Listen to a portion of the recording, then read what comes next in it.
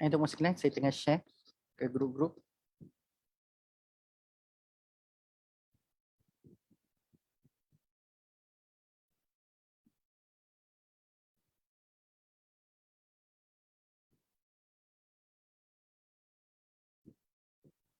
Okey. Baik. Kita mulakan tuan sekalian, insya-Allah. Sekejap saya buka Facebook supaya kita boleh interact. Okey, baik. Okey, baik. Auzubillahi minasyaitonirrajim. Bismillahirrahmanirrahim. Assalamualaikum warahmatullahi wabarakatuh. Okey, tuan sekalian, saya nak tanya yang sudah masuk dalam sesi live kita pada tengah hari ni, pada petang ni. Suara saya jelas ke tuan sekalian? Dan anak-anak tuan sekalian dah komen jelas tu, boleh tuan sekalian komen juga tuan sekalian hadir daripada mana pada petang ni tuan sekalian, komen sikit. Contoh jelas daripada mana? Contoh Penang ke, kan? Daripada Rawang ke? Sebab nampak Kak Syida ni. Okey, Puan Zakiah Noni Yusof jelas, alhamdulillah. Puan Hasrina pun kata jelas, alhamdulillah. Terima kasih banyak-banyak. Tuan Khairul Arifin pun kata jelas. Puan Hasina Hamid hadir daripada Port Dickson, masya-Allah. Orang kampung ke kita ni? Sekampung kita ni. Saya pun asal daripada Port Dickson tuan sekalian. Okay, daripada JB, daripada Shah Alam, daripada Sungai Buloh, masya-Allah. Kak Alina pun ada juga, masya-Allah. Terima kasih Kak Alina. Committed ada je di mana-mana Kak Alina ni. Okay. Kak Liza pun ada tu, masuk tu, nampak gayanya. Okey, saya rasa alhamdulillah, saya rasa clear lah kot tuan sekalian . Majoriti kata clear pada petang ni, alhamdulillah. Baik, kita mulakan. A'udzubillahi minasyaitonirrajim. Bismillahirrahmanirrahim. Assalamualaikum warahmatullahi wabarakatuh. Alhamdulillah wassalatu wassalamu ala Rasulillah wa ala alihi wa sahbihi wa man walah. Subhanaka la ilma lana illa ma 'allamtana. Innaka antal alimul hakim. Qala rabbi shrah li sadri wa yassir li amri wahlul 'uqdatam min lisani yafqahu qawli. Allahumma ja'alil Qur'anal 'azima rabi'a qulubina wa nura sudurina wa janaa'a ahzanina wa dhahaba humumina wa ghumumina. Allahumma ja'alna minal ladzina yastami'una qawla fayattabi'una ahsanah. Amin ya rabbal alamin. Alhamdulillah, tuan sekalian bersyukur pada Allah Subhanahu wa taala kerana pada petang ni kita dipertemukan sekali lagi oleh Allah Subhanahu wa taala. Dan alhamdulillah tuan sekalian bersyukur juga pada Allah Subhanahu wa taala kerana Allah istiqamahkan kita bertemu kerana Al-Quran, bukan bertemu kerana kepada benda-benda yang melalaikan kita. Mudah-mudahan pertemuan kita pada petang ni insya-Allah tuan sekalian, Allah berikan pertemuan ini adalah pertemuan yang memperbanyakkan kita untuk mengingati Allah Subhanahu wa taala, bukan memperingati benda-benda selain daripada Allah Subhanahu wa taala, insya-Allah. Pertama-tama kita berhadapan dengan kalam Allah yang sangat suci dan mulia, maka agak pelik orang yang baca Quran tapi tak ingat Allah tu pelik. Jadi biarlah kita baca Quran, kita tadabbur Quran, yang makin kita beringat bukan pada benda lain dan makhluk lain, tetapi bila kita baca Quran, kalam Allah yang sangat suci dan bermukjizat, kita akan makin banyak beringat pada Allah, insya-Allah. Jadi tuan-puan sekalian, tanpa buang masa sebab masa kita pun tak banyak diperuntukkan pada saya untuk sesi petang ini. Kita ada 50 minit saja tuan-puan sekalian untuk mentadabbur ayat-ayat Allah Subhanahu wa taala yang saya dah pilih. Maka hari ini tuan-puan sekalian, kita akan sambung pada ayat yang ke-121 surah Al-Baqarah. Okey. Ayat 121 surah Al-Baqarah ya tuan-puan sekalian. 121 surah Al-Baqarah. Jadi kalau dalam resam Osmani tuan-puan sekalian, dia berada pada muka surat 19 Muka surat 19 surah Al-Baqarah. Okey, muka surat 19 resam Osmani, kita nak tengok ayat 121. Okey, so far so good tuan-puan sekalian, dah jumpa belum ayat yang kita nak bincang pada hari ni? Pada description pun saya dah letak tuan-puan sekalian, cuma tak sebut dalam muka surat. Saya sebut ayat berapa kita bincang hari ni. So buka dulu tuan-puan sekalian ayat tersebut supaya kita boleh baca sama-sama untuk ambil keberkatan membaca ayat Allah Subhanahu wa taala ya. Okey, surah Al-Baqarah ayat 121. Muka surat resam Osmani 19, muka surat 19. Okey, dah jumpa Okey, saya consider dah jumpa tuan-puan sekalian. Okey, sama-sama kita mulakan dengan isti'adzah. Mudah-mudahan Allah menjauhkan kita semua daripada syaitan dan iblis, insya-Allah. A'udzubillahi minasyaitonirrajim. Alladzina atainahumul kitaba yatlunahu haqqa tilawatihi ulaika yu'minuna bih wa man yakfur bihi fa ulaika humul khasirun. Okey, saya baca terjemahan dulu tuan-puan sekalian. Terjemahan yang kita ada pada hari ini, terjemahannya adalah orang-orang yang kami berikan kitab kepada mereka sedang mereka membacanya dengan sebenar-benar bacaan, mereka itulah orang-orang yang beriman kepadanya, dan sesiapa yang mengingkarinya maka mereka itulah orang-orang yang rugi. Okey, baik. Ayat 121 surah Al-Baqarah ni tuan-puan sekalian, dia datang setelah Allah bagi tahu ada orang-orang yang dimaksudkan dalam ayat ni tuan-puan sekalian adalah golongan-golongan ahli kitab. Mereka mendapat Alkitab, mereka sudah mendapat petunjuk daripada Alkitab yang telah diturunkan oleh Allah kepada mereka, sama ada daripada Taurat dan Injil tuan-puan sekalian. Dan akhirnya bukan mereka ikut kitab tersebut. Walaupun mereka declare mereka beriman, mereka declare mereka itu adalah orang yang mengikuti Rasul yang telah membawa kitab tersebut, tetapi Allah kata tidak, sebenarnya disebutkan dalam ayat 120, mereka itu adalah orang-orang yang banyak mengikuti hawa nafsu. So nak kata tuan-puan sekalian, sepatutnya bila mana dapat kitab ni, sama ada Taurat ataupun Injil, sepatutnya mereka itu mengikuti apa yang telah diajarkan daripada kitab tersebut. Sebab mereka ni seronok sangat duk canangkan dekat orang lain yang mereka itu adalah golongan-golongan yang berpegang teguh dengan ajaran daripada kitab yang mereka dapat dulu. Kalau daripada Injil, dia kata mereka adalah orang yang sangat berpegang teguh dengan apa yang disampaikan dalam Injil. Kalau mereka berpegang dengan Taurat, mereka kata mereka adalah orang yang sangat berpegang teguh dengan apa yang diajarkan dalam Taurat. Itu adalah dakwaan mereka.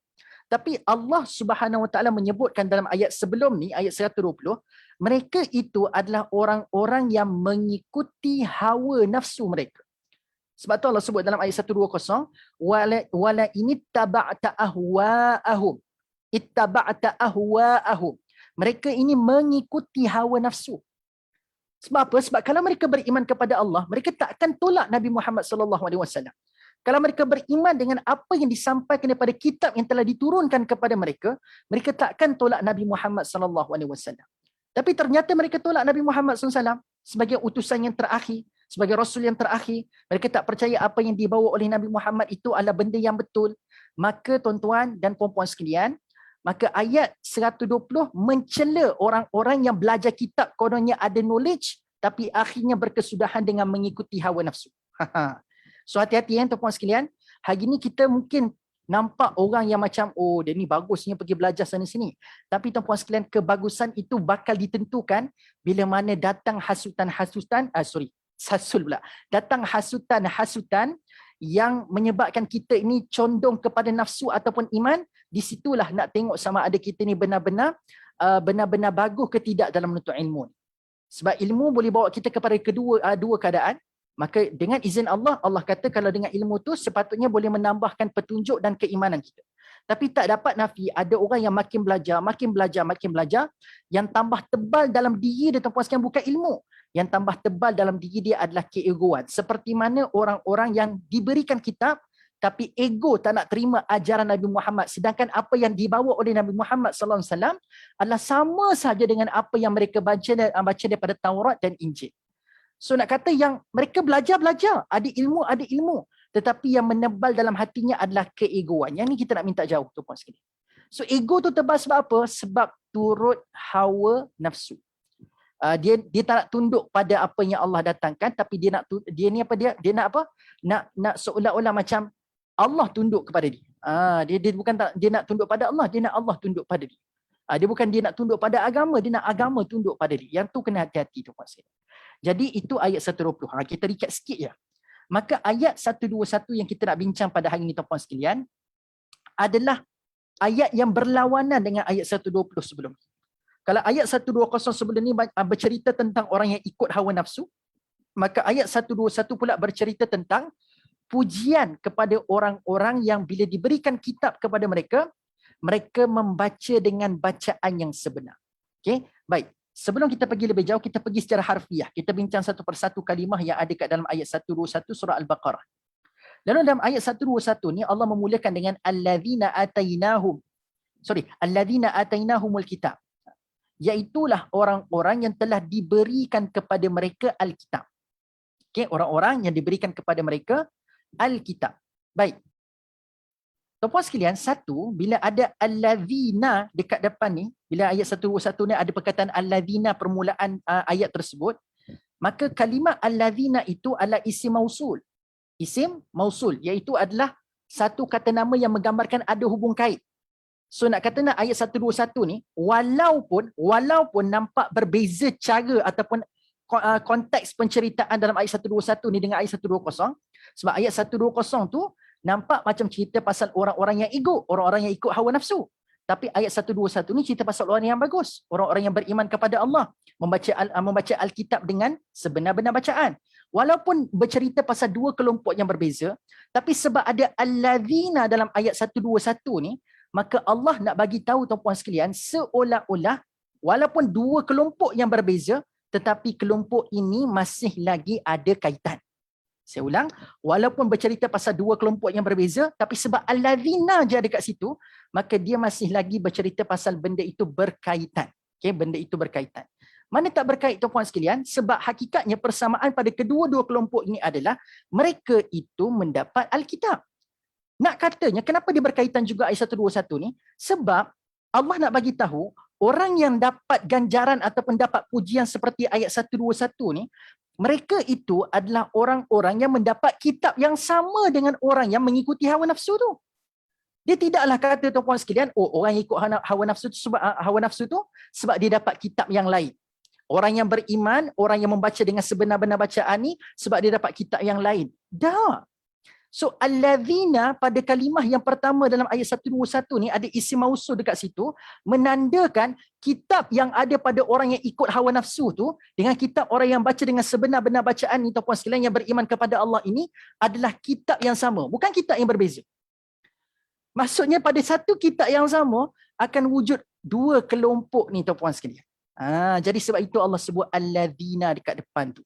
Dia bukannya nak bawa cerita, walaupun cerita konteks yang berbeza, tapi alladzina nak bagi tahu kat kita, dia sama saja kelompok ini sebab mendapat kitab yang sama. Okay, itu satu, alladzina. Yang kedua tuan-puan sekalian, ada perkataan disebut dalam ayat ini, atainahum. Atainahum. Ma mana atainahum? Secara maksud kalimah itu saja, atainahum tu bermaksud kami telah berikan kepada mereka. Kami telah berikan kepada mereka. Baik tuan-puan sekalian. Secara mendalam kalimah atainahum ni tuan-puan sekalian, kalimah ini saja telah membuktikan bahawasanya orang-orang yang mendapat sentuhan Alkitab ini adalah orang-orang yang Allah Subhanahu Wa Taala sangat-sangat berselera. Okey, saya ulang orang-orang yang mendapat sentuhan daripada Alkitab daripada Allah Subhanahu Wa Taala ini, mereka adalah orang yang Allah sangat-sangat berselera. Berselera macam mana tuan-puan sekalian? Berselera untuk Allah nyatakan kebersamaan Allah dengan mereka. Selera bagaimana? Selera untuk Allah nyatakan kebersamaan Allah bersama-sama dengan mereka. Sebab tuan-puan sekalian perasan tak? Allah menyebutkan kami telah berikan kepada mereka. So ada Allah disebutkan dalam perkataan atainahum. Walaupun dalam bentuk yang mustatir, walaupun didatangkan dalam bentuk yang tersembunyi, tapi ada Allah dalam kalimah atainahum tu. Macam mana disebutkan ada Allah? Sebab ada perkataan kami tu. So kami itu adalah kata ganti nama bagi Allah. Yang mungkin tuan-puan sekalian mungkin nak tanyakan, Ustaz, Allah tu kan satu, kenapa disebutkan kami? Kami tu kan plural, Ustaz. Saya rasa saya dah bincang lama dan tuan-puan sekalian, dalam kuliah kita dekat sini, banyak serial tuan-puan sekalian, saya dah ceritakan dengan panjang lebar, bahawasanya istilah penggunaan kami dalam Al-Quran, bila merujuk kepada Allah, kami dekat situ bukan merujuk kepada kuantiti. Yang diringkas je, sebab ada banyak dah kuliah saya sebelum ni, perbahaskan dengan begitu akademik dan mendalam, kenapa Allah guna kami? Kenapa tak guna aku? Kalau Allah tu Esa, kenapa tak gunakan kata ganti nama yang menggambarkan singular, aku? Tapi kenapa menggunakan kata ganti nama kami? So, kami dekat situ merujuk kepada Allah. So, understood, kami itu bukan kuantiti, tetapi kami yang Allah gunakan dalam Al-Quran merujuk kepada kualiti Allah. Dan kami juga dalam bahasa penggunaan seharian kita hari ini, hatta dalam konsti, dalam perlembagaan sekalipun, kami itu menggambarkan formality, menggambarkan autoriti dan formality. Dalam bahasa perlembagaan, walaupun yang menggazetkan perlembagaan itu cuma seorang saja tuan-puan sekalian, tapi bahasa perlembagaan mesti disebut dengan perkataan kami, bukan aku, bukan saya. Walaupun yang gazetkan perlembagaan itu seorang, tetapi sebab bahasa perlembagaan, nampak autoriti, nampak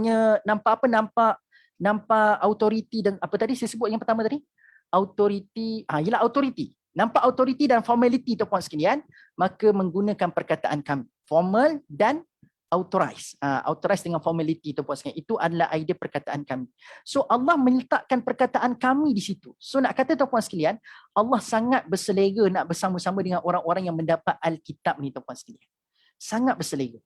Tetapi tuan-puan sekalian, ada setengah-setengah tempat dalam Al-Quran juga Allah tidak langsung menggunakan perkataan nama dia pada orang. Tidak menggunakan kata ganti nama pun kepada orang-orang yang sangat dimurkai oleh Allah. Kita tak payah pergi jauh tuan-puan sekalian. Pada suratul Fatihah yang tuan-puan sekalian duk hafal tu, pejam mata pun boleh baca. Memanglah tuan-puan sekalian sebab suratul Fatihah kita hafal belaka kan.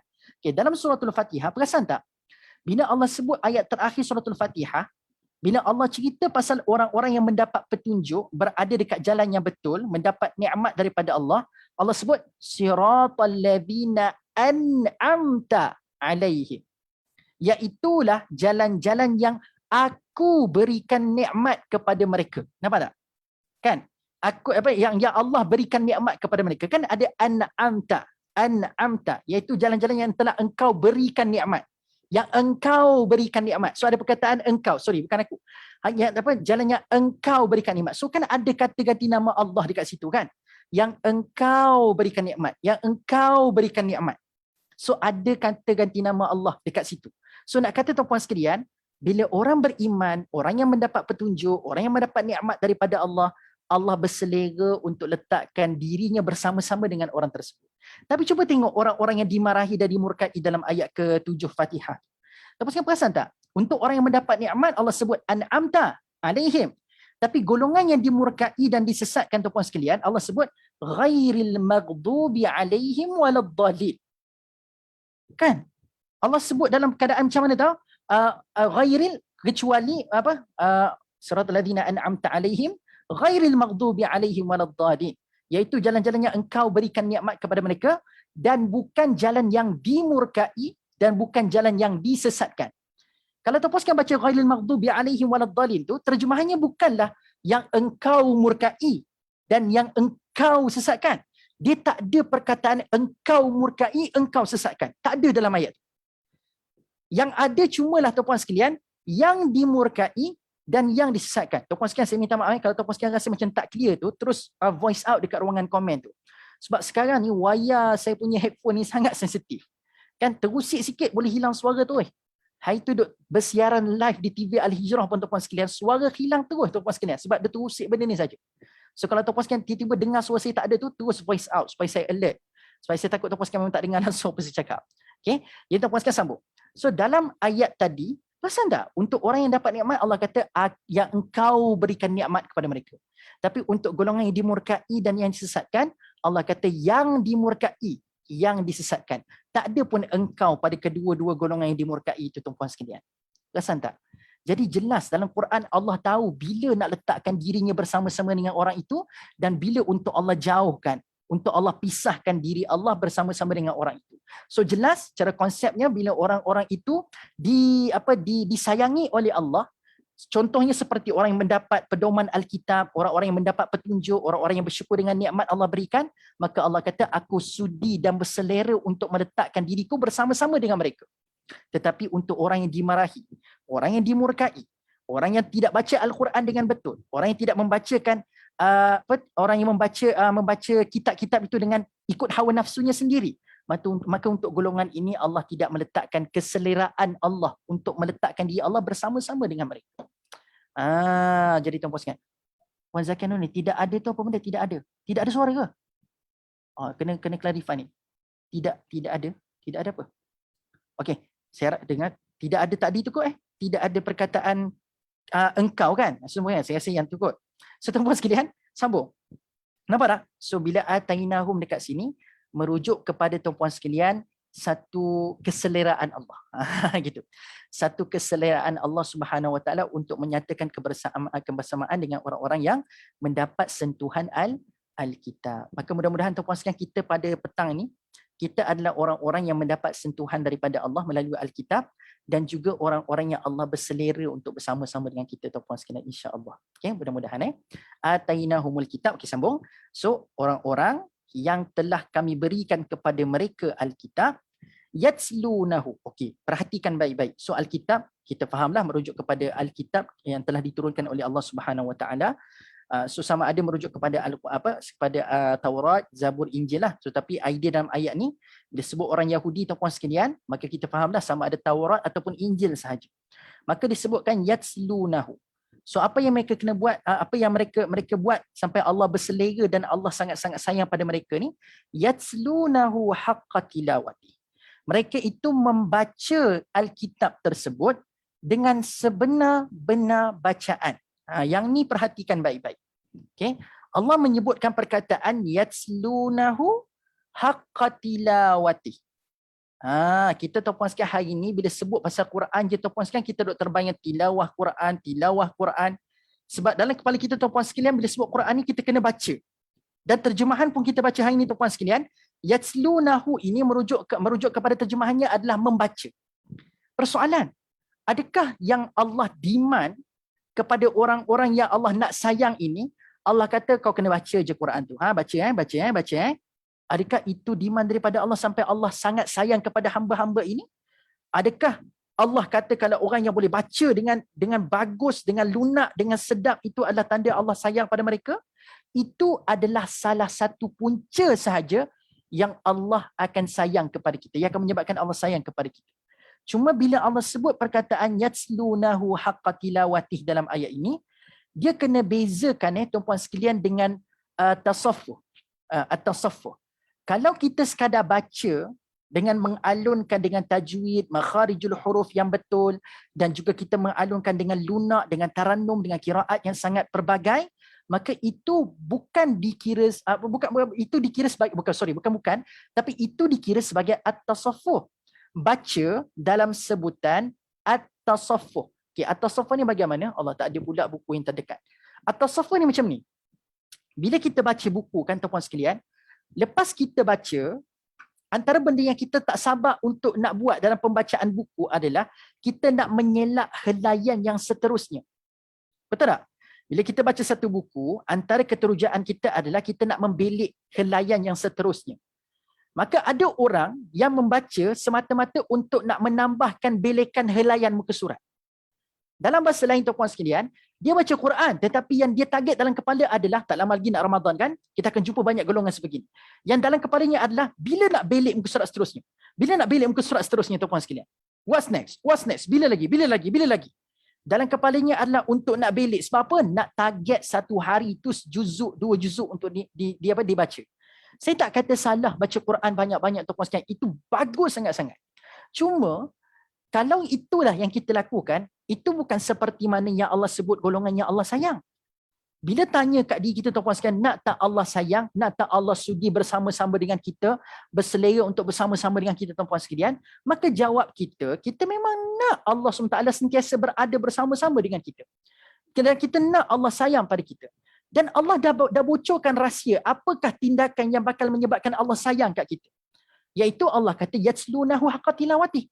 Tapi yang ramai duk buat pada hari ini tuan-puan sekalian adalah at-tasaffuh. Membaca dalam sebutan at-tasaffuh, iaitu membaca dengan semangat untuk nak membelik helaian yang seterusnya. Oh, macam lakonan pula tuan-puan sekalian. Membelik helaian seterusnya tuan-puan sekalian.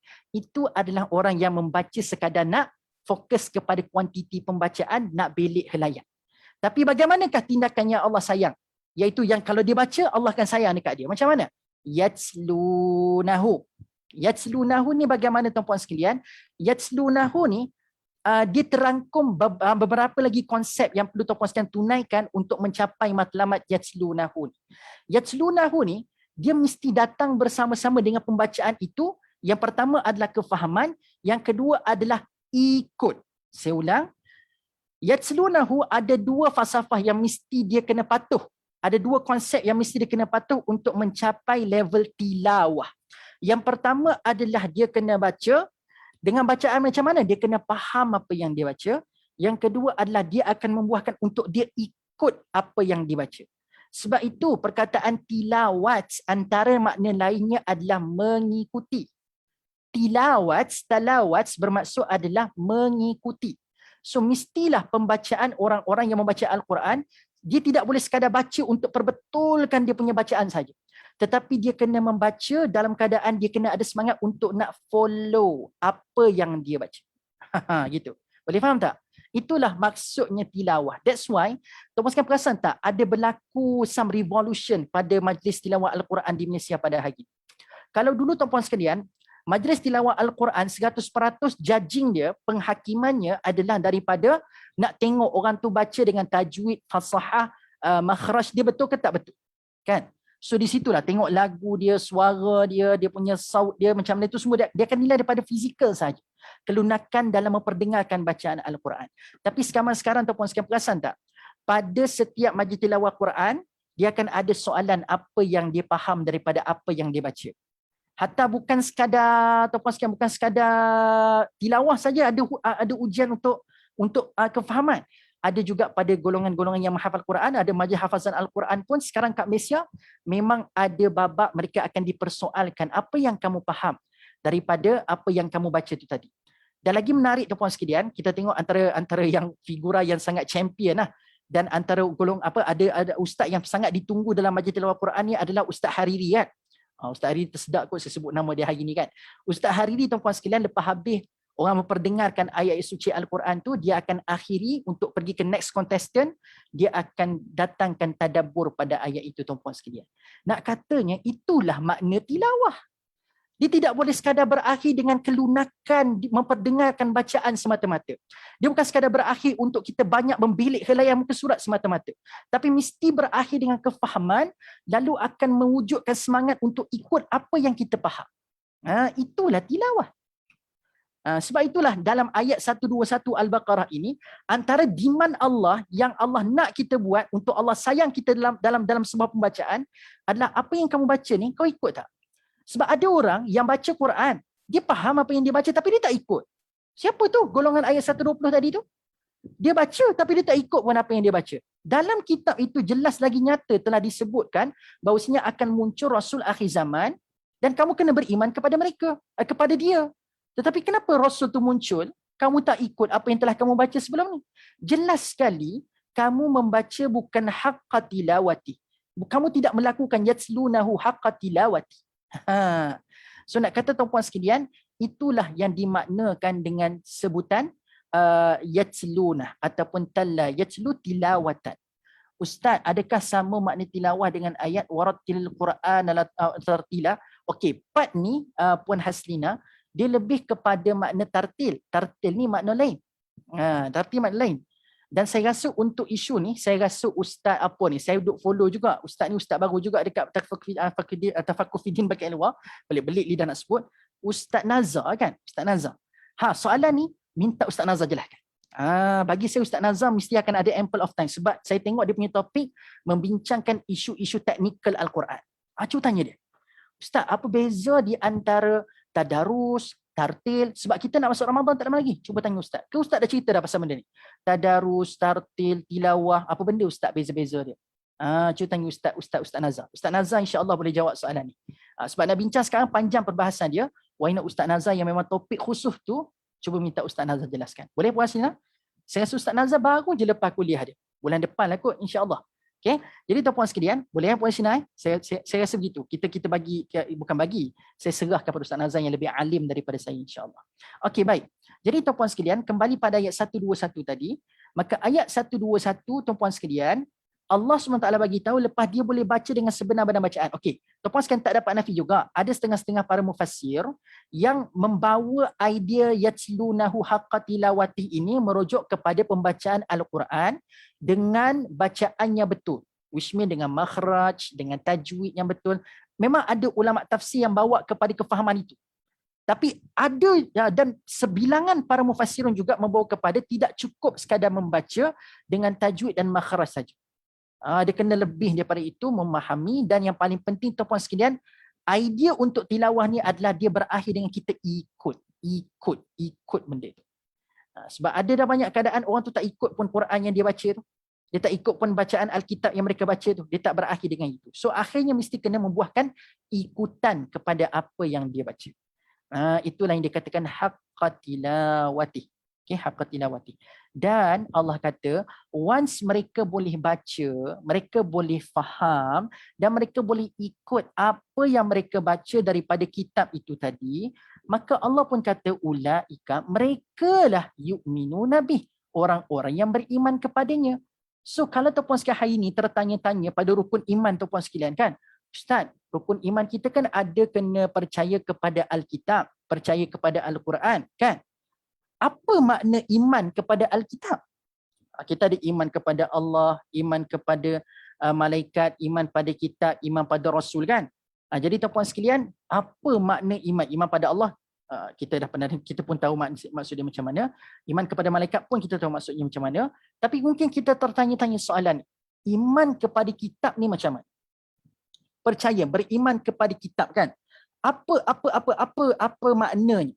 Maka kalau kita tertanya-tanya bagaimana maksud kita beriman kepada Alkitab, maka ayat 121 lah jawapannya. So tanda kita beriman, sebab ini clarification daripada Allah, validation daripada Allah sendiri. Maka Allah kata, once they do, once mereka buat benda tu kepada Alkitab yang diturunkan kepada mereka, maka mereka lah orang-orang yang dideclare, divalidates oleh Allah sebagai orang-orang yang beriman kepadanya. Bihi itu merujuk kepada Alkitab itu tadi. Sebab akhirnya tuan-puan sekalian, orang-orang yang mengikuti hawa nafsu tadi, mereka duk seronok mencanangkan yang dia kata kat orang lain, yang dia beriman pada kitab tu. Dia tolak Rasulullah yang datang berdakwah kepada dia, mengaku sebagai Rasul akhir zaman. Dia tolak Nabi Muhammad tu. Tetapi dalam masa yang sama, dia tolak Nabi. At the same time, mereka duk kata kami beriman kepada kitab kami. Kami beriman kepada ajaran nabi-nabi kami sebelum ini. Kami beriman kepada Allah. Nampak tak? Dia orang duk declare beriman kepada Allah, beriman kepada Rasul mereka sebelum ini, beriman kepada ajaran Rasul-Rasul sebelum ini, iaitu beriman kepada ajaran daripada Alkitab lah. Ajaran daripada kitab yang telah diajarkan oleh Rasul mereka, tuan-puan sekalian. Mereka duk kata mereka beriman. Sedangkan Allah bagi tahu, no, you are not beriman sebab kamu mengikuti hawa nafsu kamu sendiri. Jadi begitu tuan-puan sekalian. Jadi nak katanya tuan-puan sekalian, pada hari ini kita kena sedar bahawasanya beriman kepada Alkitab itu perlu disambut dengan adanya elemen tilawah dan makna tilawah yang betul kepada Al-Quran yang kita nak baca pada hari ini. Tidak sekadar mengejar untuk kemaskan bacaan, itu pun perlu tuan-puan sekalian. Kita tidak sekadar mengejar itu, tapi kita nak bergerak, berganjak ke another level, iaitu saya nak biarlah apa yang saya baca itu akan menyebabkan saya ada semangat untuk mengikuti apa yang agama saya suruh. Begitu. Dan satu lagi tuan-puan sekalian, saya tertarik sebab kenapa saya tengok walaupun logik dan kita nampak perbincangan ayat 121 memang menghala kepada kefahaman, kenapa masih lagi ada ulama yang mengekalkan perbincangan itu seputar untuk perbetulkan bacaan sebutan makhraj dan tajwid sahaja? Kenapa walaupun banyak ulama sependapat untuk nak menghalakan ayat ini merujuk kepada kefahaman, pengikutan, tapi kenapa masih lagi yang memegang pendapat untuk perbetulkan bacaan itu semata-mata? Rupa-rupanya saya nampak ada satu link, ada satu perkaitan di antara kedua-dua perkara ini. Kita nampak mungkin, kenapa dia tak pergi berganjak untuk lebih bagus, iaitu faham. Kenapa dia setir dengan pendapat perbetulkan sebutan? Makhraj, tajwid, kenapa dia setir dengan pendapat ni? Saya nampak ada kaitan kedua-dua pendapat ni. Apa perkaitan dia tuan-puan sekalian? Perkaitannya tuan-puan sekalian adalah the moment kita belajar untuk betulkan sebutan-sebutan yang kita nak baca dalam Quran ni, iaitu huruf sad kita sebut sad kan, huruf ta kita sebut ta, huruf ta kita sebut ta, huruf sa kita sebut sa, huruf tha kita sebut tha. Nampak tak? Tuan-puan sekalian, memperbetulkan sebutan huruf ni, dia bukan semata-mata untuk nak mengelakkan berubah makna Quran. Sebab kalau kita baca tempat kita baca beza dah mana? Alim, beza. Alim maha mengetahui, alim yang menyakitkan. So betul lah idea kita betulkan sebutan tu adalah untuk mengelakkan perubahan makna. Tapi apa kaitan dengan memahami Al-Quran? Kaitannya tuan-puan sekalian, di samping makna yang tak berubah, kaitannya adalah orang yang betul-betul bersungguh belajar untuk betulkan sebutan yang betul pada bacaan Qurannya, mereka sedang belajar untuk hormat bahasa Allah. Dia tidak semudah kita nampak orang yang belajar untuk tajwid makhraj ni. Mereka bukan semata-mata nak bagi nampak sedap sebutan tu, dan mereka bukan semata-mata nak tuan-puan sekalian, nak elakkan perubahan makna. Memang itu pun kaitan tuan-puan sekalian, untuk kita nak faham, kenalah faham dengan sebutannya betul kan, dengan maknanya betul. Tapi another point of view yang saya nampak tuan-puan sekalian, apa paling penting babak kita memperbetulkan bacaan Quran ni, yang paling penting adalah kita nak tunjukkan hormat pada bahasa Allah. Saya ulang, kita nak tunjukkan hormat pada bahasa Allah. So kenapa tuan-puan sekalian? Sebab bila kita hormat pada bahasa dia, kita tak nak baca ikut suka kita, itulah permulaan kepada untuk Allah perkenankan kefahaman pada orang tu. Dia mulakan pembacaan Qurannya dengan rasa rendah diri. Saya tak boleh baca ikut suka hati saya. Saya kena baca dengan bacaan yang betul. Sebab ini kalam Tuhan. Saya tak boleh buat main-main. Nampak tak? Bila dia ada keseriusan itu, dia ada rasa rendah diri depan kalam Allah, dia tak boleh nak buat main dengan kalam ini. Orang-orang sebeginilah yang Allah akan mudahkan kefahaman dia. Orang-orang sebeginilah yang Allah akan tundukkan hati dia untuk ikut apa yang Quran suruh, apa yang kitab suruh. Sebab ada orang hari ini, dia baca Quran, berdiri depan kalam Allah yang sangat mulia tuan-puan sekalian, depan Quran, tapi dalam hati dia penuh dengan rasa tinggi diri. Penuh dengan rasa perasaan aku dah tahu dah semua benda. See? Dia rasa macam dia dah tahu semua benda. Sampai bila dia rasa dah tahu semua benda tuan-puan sekalian, dia dah hilang rasa rendah diri di hadapan kalam Allah Subhanahu Wa Taala. Baik lagi orang-orang yang masih bertatih dalam dunia Quran, dia tahu dia nak kena lower down dia heart, nak kena lower down dia punya diri dan dia punya hati depan kalam Allah. Orang sebegini Allah takkan sia-siakan orang-orang ini untuk mendapat sentuhan kefahaman daripada Allah Subhanahu Wa Taala. So itulah perkaitan di antara baca betul dengan mendapat kefahaman dan membuahkan kita nak mengikuti apa yang kita baca.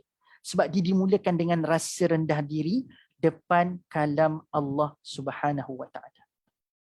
Itu poin penting. Tunjukkan hormat pada kalam Allah. Allah akan menghormati kita, memuliakan kita dengan kefahaman yang benar daripada apa yang kita baca. Ini tidak, depan Quran pun tak ada rasa hormat, rasa tinggi diri, rasa semua dah tahu. Macam mana Allah nak perkenankan kefahaman? Tuan-puan sekalian, betul tak? Sebab tu kena ada elemen rendah diri dalam berhadapan dengan kalam Allah Subhanahu Wa Taala. Lalu tuan-puan sekalian, Allah kata ulaika yu'minuna bih. Maka orang itulah orang yang beriman dengan Alkitab. Tak semudah-mudah kita nak kata kita beriman pada kitab. Kalau kita berjaya buat benda tu tadi, ada rendah diri, ada rasa nak faham, ada rasa nak ikut apa yang kita baca, itulah tanda kita beriman kepada Alkitab. Gitu. Beriman kepada Alkitab. Dan tuan-puan sekalian, akhirnya Allah pun sebut wa may yakfur bihi fa ulaika humul khasirun. Adapun barang siapa yang kufur ingkar kepada Al-Quran, kepada Alkitab, kepada Alkitab, maka merekalah orang-orang yang rugi. Kenapa dikatakan orang yang rugi? Kenapa disebutkan perkataan yakfur dalam ayat ni? Basically kita kata, Ustaz dah disebutkan orang beriman dalam ayat sebelum ni, yu'minu nabi, maka lawan bagi orang beriman adalah yakfur bihi lah. Maka lawan bagi orang beriman adalah orang-orang yang kafir lah Ustaz. Maka tuan-puan sekalian, dia bukan semata-mata tu. Dia bukan semata-mata sebab poin yang berlawanan. Yu'minuna yakfur. Yu'minunya yakfur. Dia bukan semudah kita nampak berlawanan kedua-dua ni. Bila Allah gantikan lawan bagi yu'minu itu adalah yakfur, dia ada makna yang tersendiri. Khususnya melihat pada konteks ayat ni. Okay, apakah maksud yakfur? Ataupun dalam soalan yang lebih holistik saya nak tanya tuan-puan sekalian, apakah makna kafir? So adakah, sebab tuan-puan sekalian, ayat-ayat sebelum ni memperlihatkan kepada kita, mereka still percaya kepada Allah. Mereka masih lagi mengamalkan apa yang ada dekat dalam kitab yang mereka duk pegang tu. Mereka masih lagi beriman kepada rasul-rasul mereka yang telah mengajarkan Taurat dan Injil. Mereka bukannya tolak agama totally. Mereka bukannya tuan-puan sekalian orang-orang yang dikatakan tuan-puan sekalian seperti yang tak nak mengamalkan langsung apa yang datang daripada Allah Subhanahu Wa Taala. Mereka sendiri declare yang mereka masih lagi beriman kepada Allah, Rasul dan kitab yang mereka duk belajar. Tapi kenapa Allah sebut yakfur dalam ayat ni? So yakfur kat sini bukanlah bermaksud dia tolak 100%. Tapi kafir boleh berlaku tuan-puan sekalian dalam bentuk begini. Kafir ni, kafara, antara makna lainnya adalah tuan-puan sekalian, bukan di samping kita nampak dia menolak agama, kafara ni juga bermaksud mengkambus sesuatu.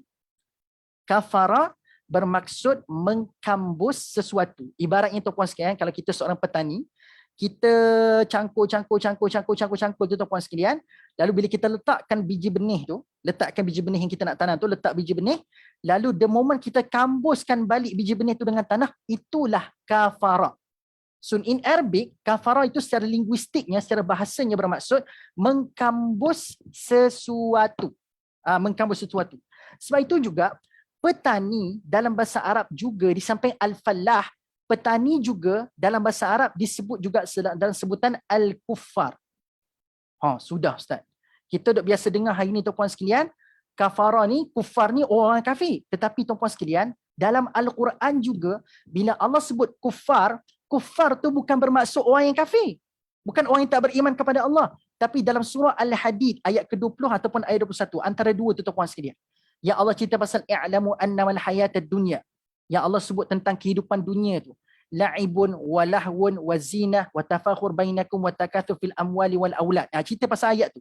Antara ayat 20 ataupun ayat 21 tuan-puan sekalian. Cuba tengok balik. Surah Al-Hadid ayat 20 atau ayat 21. Nanti bila tuan-puan sekalian baca salah satu daripada ayat tu, ayat khususnya i'lamu annamal hayatad dunya tu, bila tuan-puan sekalian go through ayat tu, tuan-puan sekalian akan jumpa ayat ni. Yes, terima kasih Kak Liza. Ayat ke-20 tuan-puan sekalian. Bila tuan-puan sekalian tengok pada ayat ke-20 tu, ada perkataan a'jabal kuffar. Okay? A'jabal kuffar. Kamathali ghaithin a'jabal kuffar. So Allah sebut golongan orang yang hidup yang terpesona dengan kehidupan dunia ni seperti mana tuan-puan sekalian? Kamathali ghaithin, seperti ada hujan yang turun, a'jabal kuffar.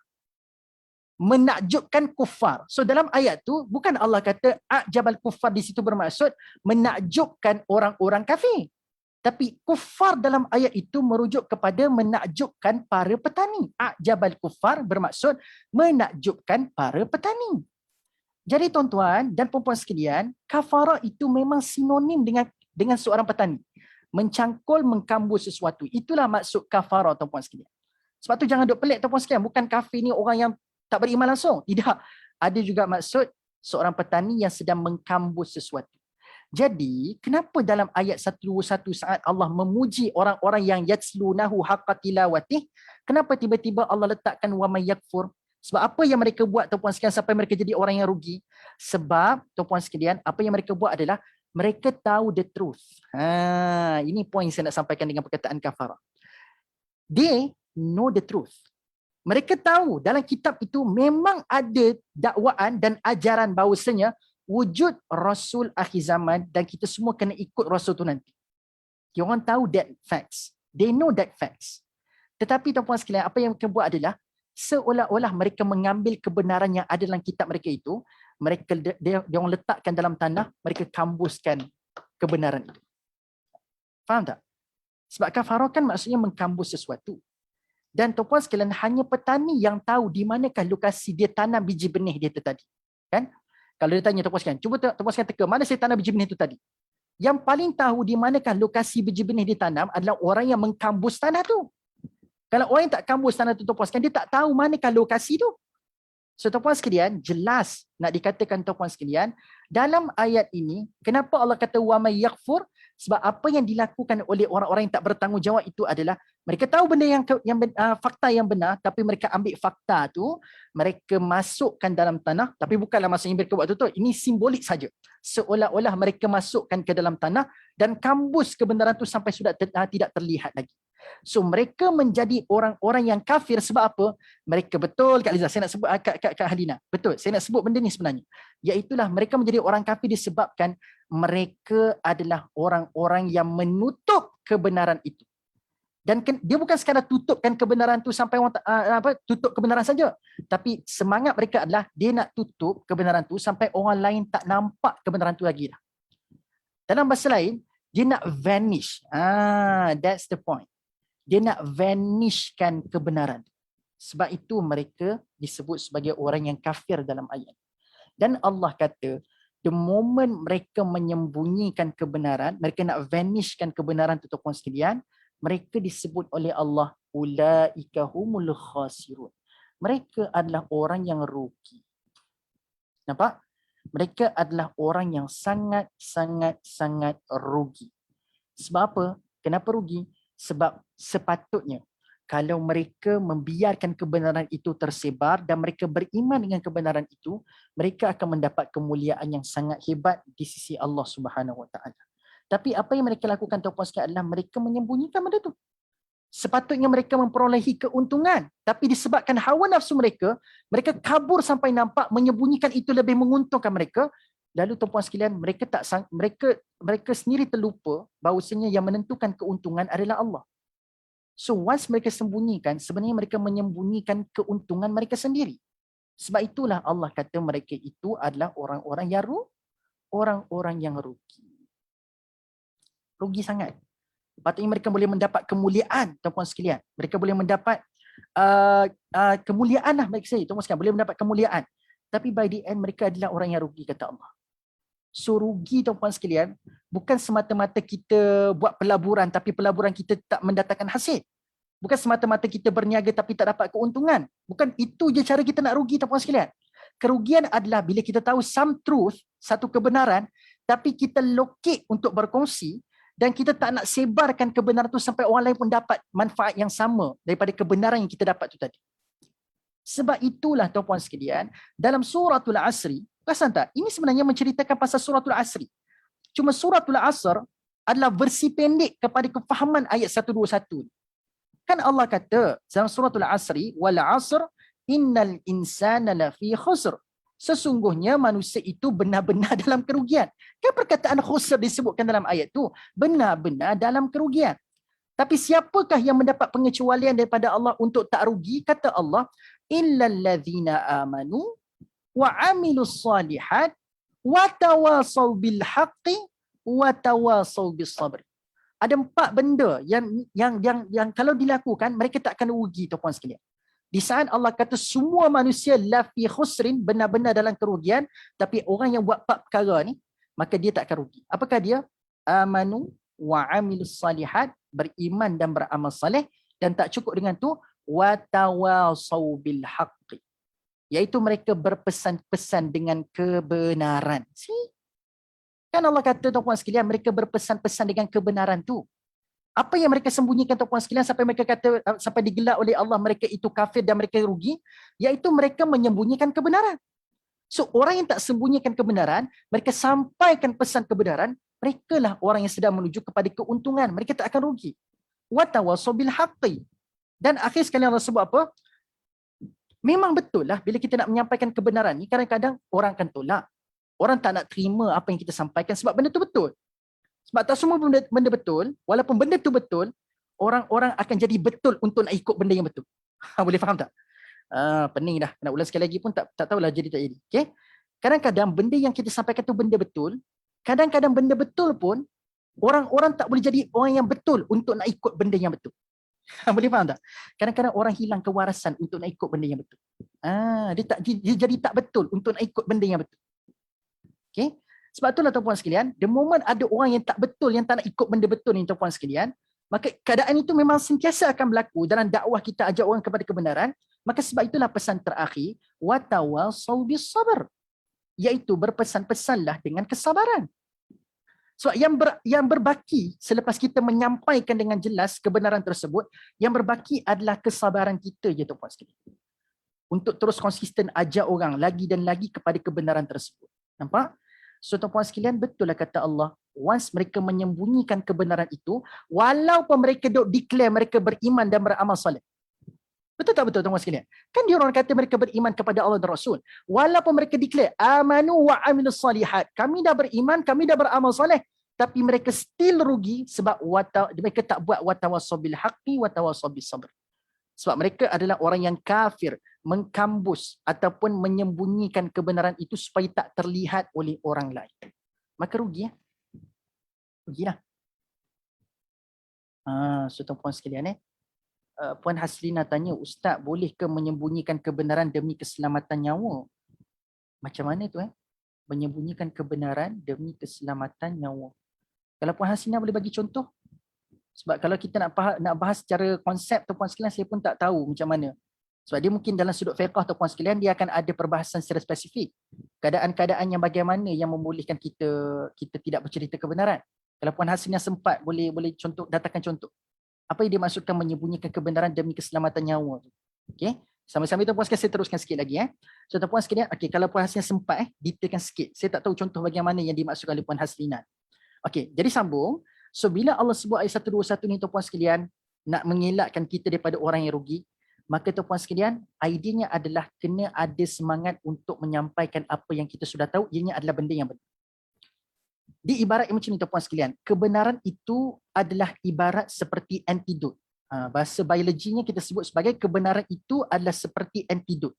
Penawar. Kita ada cure, kita ada penawar antidot kepada berbagai masalah-masalah penyakit-penyakit manusia yang datang daripada kebenaran-kebenaran yang kita dapat daripada Quran, hadis dan daripada turas-turas ataupun nas-nas yang qat'i daripada agama kita tuan-puan sekalian. Which means kita ada that kind of antidote sebab kita tahu kebenarannya.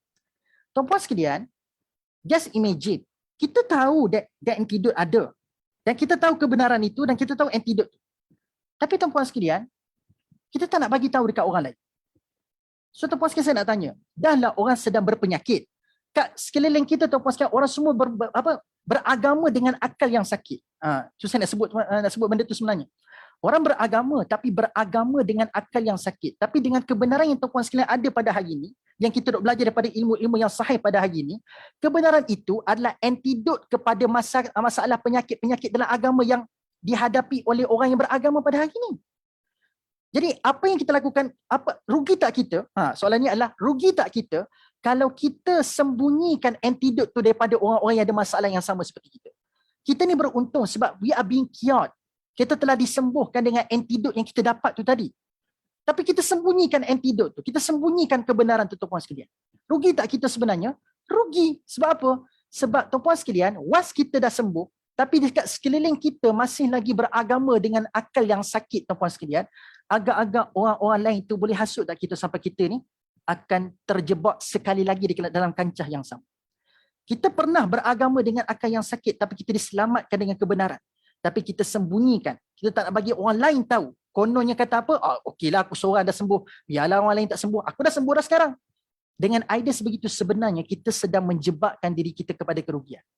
Sebab tuan-puan sekalian boleh jamin ke orang-orang yang masih lagi tengah sakit tu, dia boleh jangkiti kita balik dengan penyakit yang sama berulang-ulang kali. Sebab tu dekat Malaysia tuan-puan sekalian, by the end untuk menangani COVID-19 ni tuan-puan sekalian, kita kena ada herd immunity.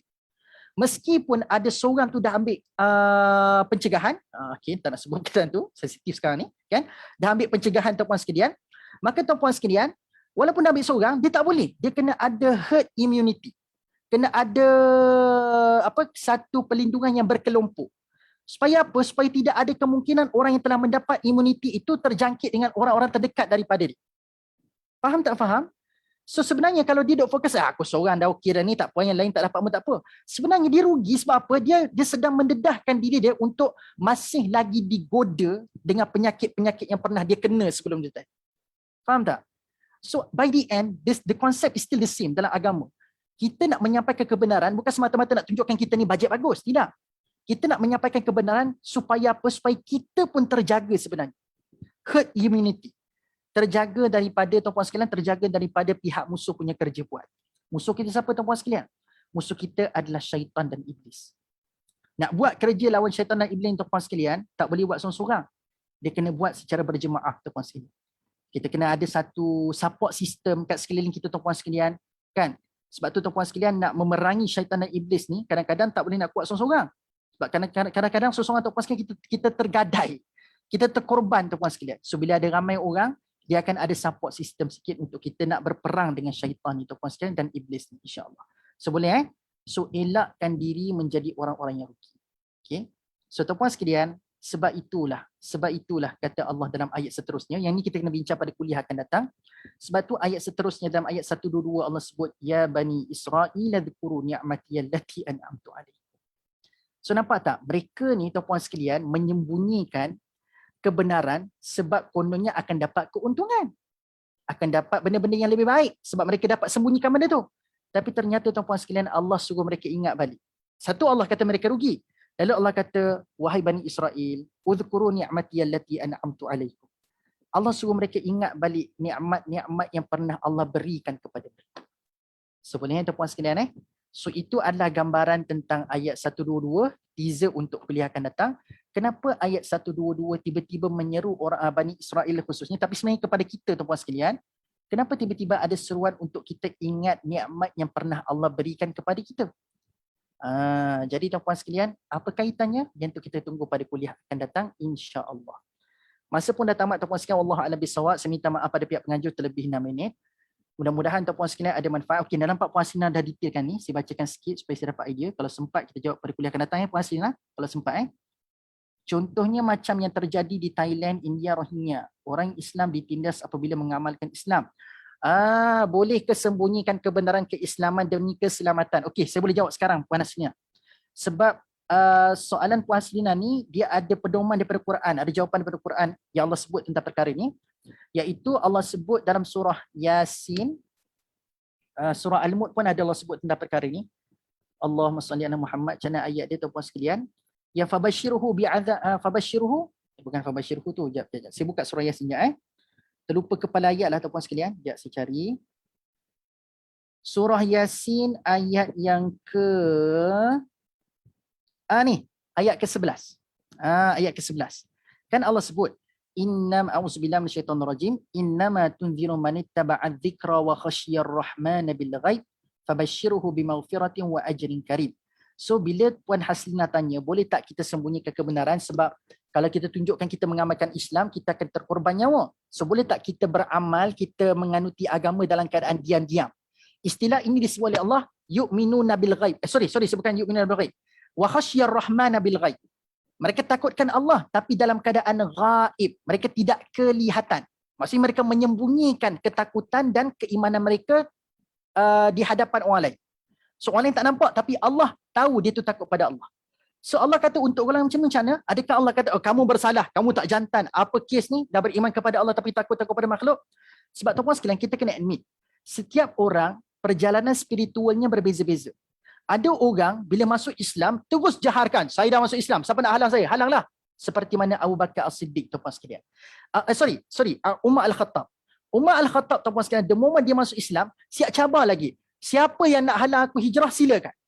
Siapa-siapa isteri nak bertukar jadi janda, mana-mana anak yang nak bertukar jadi yatim, halang aku nak pergi hijrah pada hari ini. Tak semua orang ada semangat menjaharkan keimanan seperti Umar Al-Khattab. Tapi Allah kata, bila nak katakan setiap orang ni ada perjalanan spiritual yang tersendiri, maka Allah kata ada orang permulaan iman dia beriman secara diam-diam. Iaitu dia beriman dalam keadaan ghaib. Mereka tak dilihat. Mereka tidak kelihatan. Lalu Allah kata, untuk golongan sebegini, fabashshirhu bimaghfiratin wa ajrin karim. Khabarkanlah berita gembira kepada mereka sebab ada sekatan-sekatan sebegini, mungkin terancam nyawa dan sebagainya. Khabarkan berita gembira kepada mereka yang menyembunyikan ketakutan dan keimanan kepada Allah, sebab nak menjaga nyawa, aku telah sediakan untuk mereka maghfirah, keampunan, wa ajrin karim, dan pahala yang sangat-sangat mulia. Dapat dua benda tuan-puan sekalian, bimaghfiratin wa ajrin karim. Untuk mereka ni Allah kata mereka dapat keampunan dan mereka mendapat pahala yang sangat mulia di sisi Allah Subhanahu Wa Taala. Just imagine punya baiknya Allah kepada kita. Baik tak baik Allah, beramal diam-diam pun tuan-puan sekalian sebab takut nyawa terancam, Allah dah sediakan keampunan dan pahala yang mulia. Kalau diam-diam pun dapat keampunan dan pahala yang mulia, kita yang beramal, beriman secara jahar, terang tuan-puan sekalian, tak takutkan makhluk, takutkan Allah semata-mata tuan-puan sekalian, agak-agak boleh tak lagi besar Allah bagi daripada keampunan, dan lebih besar tak Allah boleh bagi daripada pahala yang mulia? Allah boleh bagi lagi besar. Dalam keadaan tersembunyi mereka beriman, itu balasan Allah bagi. Takkanlah jaharkan keimanan Allah bagi yang biasa-biasa. Jadi tuan-puan sekalian, the keyword ataupun keyword bagi ayat sebelah ni tuan-puan sekalian adalah, dia bukan bukan sekadar kita nak cerita pasal sembunyi ataupun jahar. Poin sebenar ayat ni adalah beramal, beriman, takutkan Allah dengan ikhlas. Itu keyword dia sebenarnya. So penentuan untuk mendapat keampunan dan pahala yang mulia ni, dia bukan ditentukan dengan kau jahar ke sembunyi. Tapi di mata Allah adalah dia beriman tu ikhlas ke tidak. Itu yang terpenting sebenarnya. So Allah alam bisawab tuan-puan sekalian. Alhamdulillah sempat juga jawab soalan Puan Haslina tadi. Yang satu lagi tu Puan Haslina tartil tu, saya nampak Kak Liza pun ada paste ada page ada page artikel daripada Mufti Wilayah tadi. Mungkin rasanya artikel pasal beza di antara tartil semua tu kot. Terima kasih pada semua yang sudi berkongsi dengan sahabat-sahabat yang lain. Terima kasih semua tuan-tuan sekalian. Dan barakallahu fikum, terima kasih semua yang sudi join tuan-tuan sekalian. Saya nampak tadi kita dapat reach sampai orang yang menonton 50 lebih tuan-tuan sekalian secara live pada petang ni. Barakallahu fikum, terima kasih semua yang sudi turut serta dalam kuliah kita pada petang ini. Dan tuan-tuan sekalian, terima kasih juga yang nampak meriah juga dekat kita punya ruangan komen dengan nota-nota, dengan perkongsian-perkongsian, dengan catatan-catatan yang sangat menarik yang tuan-tuan sekalian ringkaskan daripada kuliah saya pada hari ini. Barakallahu fikum, ajrukum ala Allah. Tuan-tuan sekalian, mudah-mudahan pahala itu, ganjaran itu dari sisi Allah Subhanahu Wa Taala. As usual tuan-tuan sekalian, saya bukan nak ajak ni sebab saya, tapi tujuan saya adalah untuk kita memeriahkan lagi majlis ilmu di Tafaqquh Fiddin Baqi Helwa. Saya tengok tahun 2022 Tafaqquh Fiddin Baqi Helwa mengetengahkan lagi ustaz-ustaz yang baru yang bawa topik-topik yang agak segar tuan-tuan sekalian. Please enjoy majlis ilmu yang sangat meriah di sini. Boleh share, maklumkan kewujudan page ni kepada orang lain tuan-tuan sekalian supaya ramai dapat berkampung kat sini. Dan jangan lupa set notification supaya tuan-tuan sekalian tahu bila ada live-live yang telah dianjurkan oleh pihak Tafaqquh Fiddin Baqi Helwa. Terima kasih pihak TMHQ yang sudah menganjurkan kuliah sebegini untuk manfaat kita semua tuan-tuan sekalian. Jadi tuan-tuan sekalian, terima kasih semua sekali lagi. Aqulu qawli hadza wa astaghfirullahalazim li wa lakum. Saya mohon maaf atas kesilapan ataupun ketelanjuran ataupun apa kekurangan dalam kuliah pada hari ini. Assalamualaikum warahmatullahi wabarakatuh. Kita tangguhkan dengan membaca tasbih kafarah wa suratul asr. Subhanakallahumma wa bihamdik asyhadu an la ilaha illa anta astaghfiruka wa atubu ilaik. Bismillahirrahmanirrahim. Wal 'asr innal insana lafi khusr illa alladziina aamanu wa 'amilus shalihat wa tawassaw bil haqq wa tawassaw bis sabr. Okay, jumpa lagi tuan-tuan sekalian. Minggu depan tak ada. Bulan depan pula kuliah kita yang seterusnya. Okay. Assalamualaikum warahmatullahi wabarakatuh.